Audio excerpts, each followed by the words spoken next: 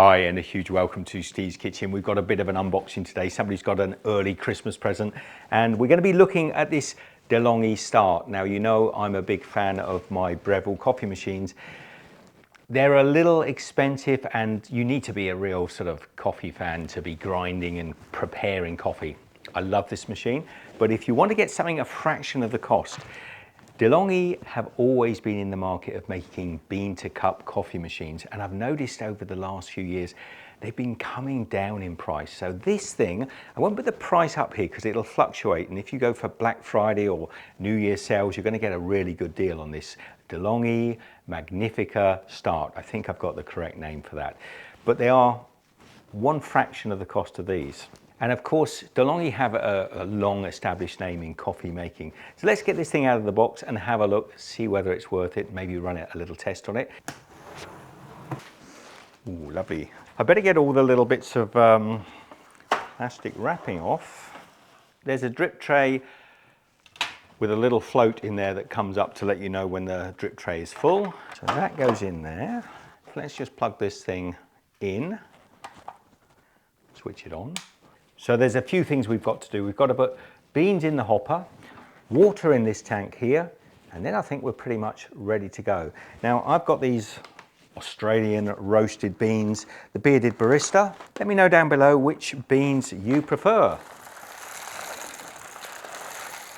Now also, like a lot of these machines, there's a little flap here that you can put single doses if you're doing pre-ground coffee.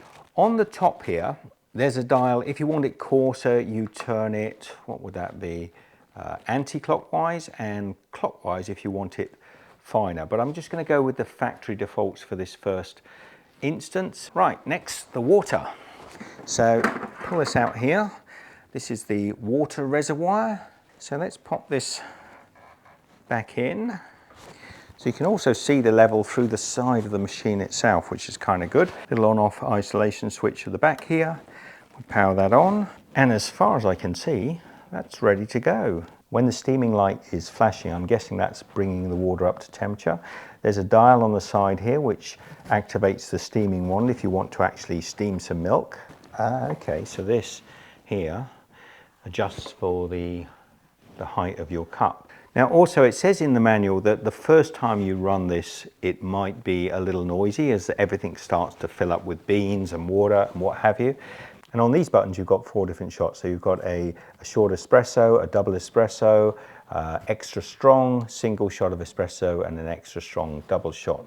Go on. This is for 2 cups if you want to put 2 cups under. Ah, so this is okay. One Americano, 2 Americanos. Oh, they've got 2 holes. Okay, so if you were doing 2 cups, you could bring them down. Let me have a little look. For me, this is more if you're, yeah, that would be a little tricky with mugs, but you could do it. So now we've pressed the power on. It's flashing, saying coming up to temperature. There we go. Let's just pop the cup under there in case it does a clean through. And it is. A little cleaning process. That's messed up my clean cup.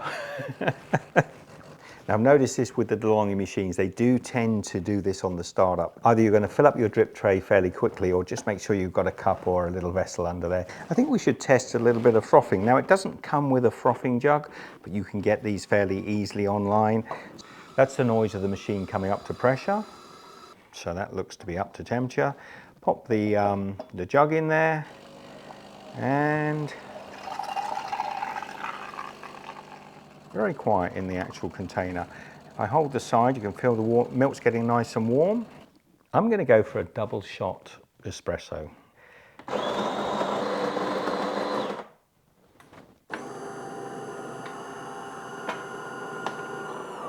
Tamping it down, and here we go. Here's our first ever espresso from this Delonghi machine. Well, that looks nice. It's a rich colour. It's got a nice crema. Now I would stop that there. Okay, so it has stopped. Wow, well, that looks nice. It's a little longer. I think you can adjust these to go a little shorter. Once the coffee has started to thin out, I will stop that. So let's give this a little try. Now I drink my coffee generally with milk, but I can certainly appreciate a good espresso flavour. So let's just go. That's lovely. It's a little thin. That went too long for me. I'd shortened that shot down so it was possibly about 2/3 of what came through, and then you don't get the sour notes that come through when the water starts to be pushed through beans that have already been completely spent. A little sour, so we'll add some milk into that. And there's no foam, sorry guys. Wow, that looks nice. Oh yeah, so the lactose sweetened up the coffee, absolutely delicious. But that's a very respectable and pretty simple, right? Now, should I share the prices? At the moment, you can buy these on Amazon for Australian dollars. I think it's around about 450 Australian dollars, which is, calculate that in US dollars. Somebody let me know down below, what is that in US dollars or pounds or euros, wherever you are in the world? I'd love to know what that equates to and whether you think that's cheap. Because certainly the Breville is probably 3 times that in price. So this is the Delonghi Magnifica Start. It's the entry level of the Delonghi machines. I think it's great. I mean, time will tell. Will this thing last 3, 4, 5 years? It should do. If it's still producing good coffee 3 years from now, I think you've got a good deal out of it.